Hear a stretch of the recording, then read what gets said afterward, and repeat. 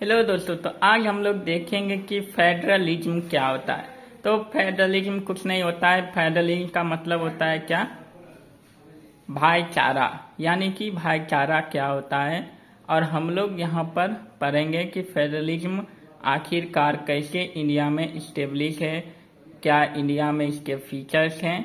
यानी कि इंडिया एक फेडरल कंट्री है, ये हम लोग सभी जानते हैं।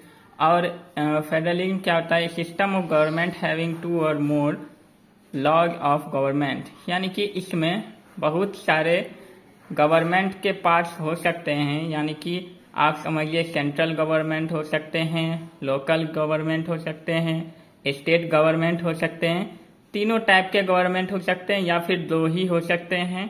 और इसमें से पावर भी तीनों के पास हो सकते हैं इक्वली, या फिर किसी एक के पास बहुत ज़्यादा पावर होगा। मान के चलिए सेंट्रल गवर्नमेंट के पास बहुत ज़्यादा पावर होगा और स्टेट और लोकल गवर्नमेंट के पास कुछ पावर्स दिए गए होंगे। अब यहाँ पे क्या कह रहा है कि India is a federal country, ये हम लोग जानते हैं। अब फीचर्स ऑफ फेडरलिज्म क्या होता है, यानी कि फेडरलिज्म के कितने सारे फीचर्स होते हैं। तो यहाँ पे पहला फीचर क्या कह रहा है? टू और मोर लेवल ऑफ गवर्नमेंट। पहला ही फीचर ये कह रहा है कि यहाँ पे दो और दो से ज़्यादा लेवल के गवर्नमेंट हो सकते हैं। मैंने आपको पहले ही कह दिया था, सेंट्रल गवर्नमेंट हो गया, स्टेट गवर्नमेंट हो गया, और थर्ड यानी कि लोकल लेवल पे भी गवर्नमेंट हो सकती है। उसके बाद क्या कह रहा है? Both government govern the same citizen in their own jurisdiction. Friends, ये भी बहुत ही इम्पोर्टेंट फीचर ऑफ फेडरलिज्म में है। यानी कि दोनों गवर्नमेंट एक ही सिटीजन को गवर्न कर सकते हैं, लेकिन उनकी एक सीमा होगी, एक दायरा होगी, उसी के अंदर में वो लोग उनको गवर्न करेंगे जो उनके अंदर सिटीजन आते हैं। अब यहाँ पे थर्ड फीचर क्या कर रहा है हम लोग का? The jurisdiction of different government is specified by constitution. और ये जो ज्यूरिसडिक्शन है, ये किसके द्वारा स्पेसिफाई किया गया है? तो कॉन्स्टिट्यूशन में पहले ही लिख दिया गया है कि स्टेट गवर्नमेंट इतना काम करेंगी और सेंट्रल गवर्नमेंट इतना काम करेगी। उसके बाद फोर्थ क्या कह रही है? Fundamental provision of the constitution can't be change unilaterally.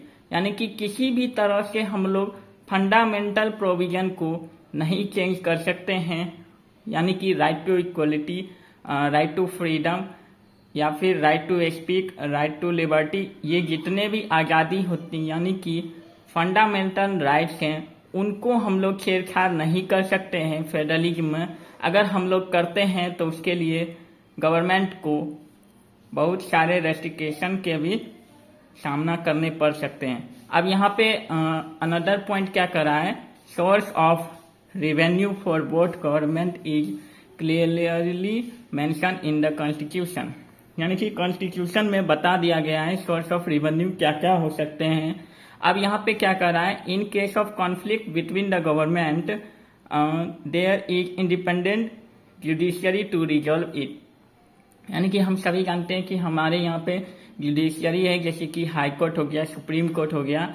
तो अगर कोई भी विवाद दोनों गवर्नमेंट में होती है तो उसमें जुडिशियरी या करके पार्टिसिपेट करेगी और उसको विवाद को एकदम जड़ से खत्म कर सकती है और विवाद को इस्टेब्लिश कर सकती है। अब यहाँ पे क्या कह रहा है? फ्रेंड्स, यहाँ पे हम लोग के फीचर्स ऑफ फेडरलिज्म खत्म हो गए। अब यहाँ के two objective of federal structure, यानी कि दो तरह के फेडरल स्ट्रक्चर होते हैं, टू सेफगार्ड और टू प्रमोट यूनिटी। यानी कि फेडरल स्ट्रक्चर क्यों बनाया गया है? तो हम लोग को सेफ करने के लिए, सुरक्षित रखने के लिए, और यूनिटी को प्रमोट करने के लिए।